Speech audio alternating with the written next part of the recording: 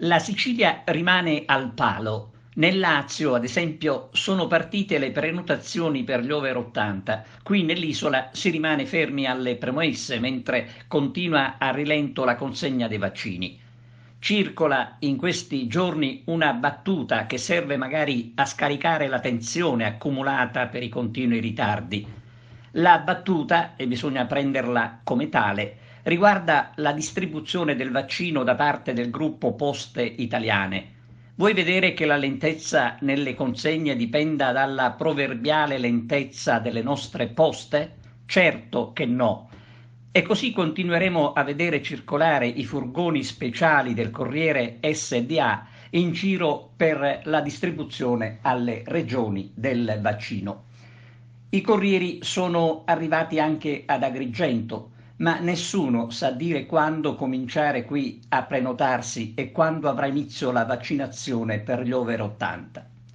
E mentre si attende, pregando e imprecando contro chi viene ritenuto incapace di affrontare l'emergenza, bisogna fare i conti con una crisi di governo che ha visto ieri il presidente Mattarella parlare chiaro e bocciare il tentativo di voto anticipato.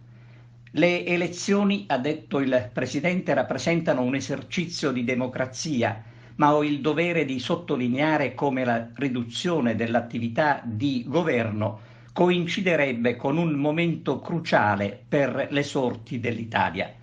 Per sconfiggere il virus, ha detto Mattarella, non serve un governo ridotto al minimo.